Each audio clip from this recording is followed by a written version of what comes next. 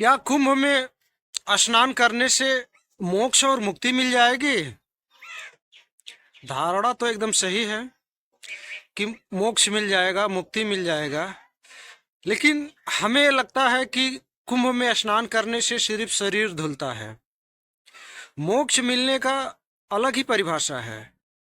मोक्ष वैसे ही नहीं मिलता, आपको मन को धुलना पड़ेगा। मल मन को धुलने के लिए कहीं स्नान करने से मन नहीं धुलेगा, और न कहीं जाप करने से मन धुलेगा। क्योंकि मैं भी गंगा कुंभ में स्नान करके आया हूँ, ऐसी बात नहीं है। लेकिन मैं वहाँ से आने के बाद मैं देखता हूँ कि मेरा व्यवहार भी वही है, बात भी वही है। जिस तरह से मैं पहले था उसी तरह से है। मतलब किसी चीज में परिवर्तन नहीं हुआ है। तो आप बताइए, मोक्ष कैसे होगा? मोक्ष होने के लिए मन को धुलना पड़ेगा। मन को कोई धोता नहीं है, मन को लोग बढ़ावा देते हैं। मन कैसे धुलता है ये भी कोई जानता तक नहीं। मतलब आज से पहले पहले के जो हमारे पूर्वज थे, उनका ये संकल्प था कि जब मैं एक संकल्प लेते थे कि मैं कुंभ में जाके स्नान करके आऊंगा, उसके बाद मैं इस रास्ते पे लग जाऊंगा। किस रास्ते पे? मोक्ष के रास्ते पे।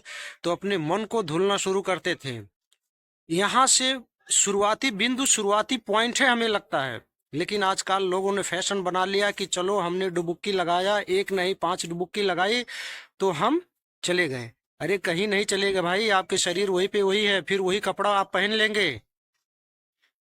जब वहां से चले आएंगे, ट्रेन में बैठ जाएंगे या गाड़ी में बैठ जाएंगे, लोगों से बात या व्यवहार उसी तरीके का जो पहले था वही रहेगा, कोई परिवर्तन नहीं होगा। तो आप मोक्ष कहाँ हुए?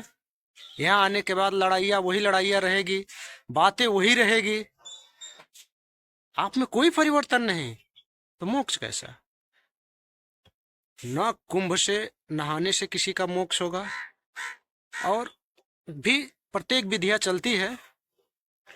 तो आज तो हम कुंभ पे ही बात कर रहे हैं।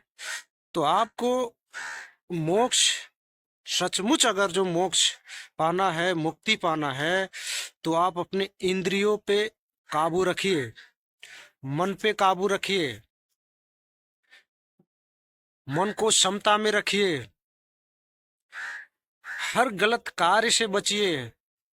तब आप देखेंगे जीते जी आप मोक्ष का अनुभव कर सकते हैं। ये नहीं है कि मरने के बाद ही आपका मोक्ष का अनुभव होगा, नहीं, ऐसी बात नहीं है।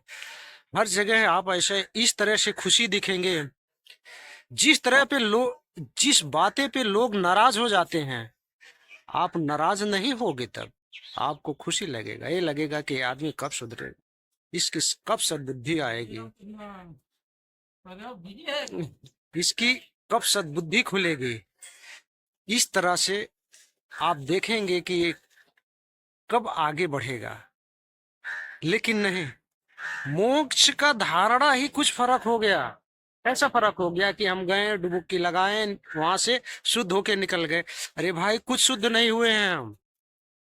वो तो धारणा परिवर्तन हो गया। जहां से संकल्प लेने का जगह था, वहां से अब हम आगे बढ़ते बढ़ते बढ़ते जाएंगे, उस कार्य पे चलते चले जाएंगे, अपने इंद्रियों को बस में करते चले जाएंगे। काम, क्रोध, लोभ, लालच, ईर्ष्या, वैमनस्यता, हर एक चीज हम छोड़ते छोड़ते चले जाएंगे। जब एक एक चीज छोड़ेंगे तब हमारी इंद्रिया बस में होती जाएगी। जब हो जाएगी तो ऐसा एक समय आ जाएगा कि आपके अंदर कुछ भावनाएं, नकारात्मक भावना ही नहीं रह जाएगा। जब नकारात्मक भावना नहीं रहेगा तो आप मोक्ष, तब आप मोक्ष हुए हो। लेकिन कोई करता नहीं है, सब कहते हैं, करता कोई नहीं है। कैसी लगी मेरी बात?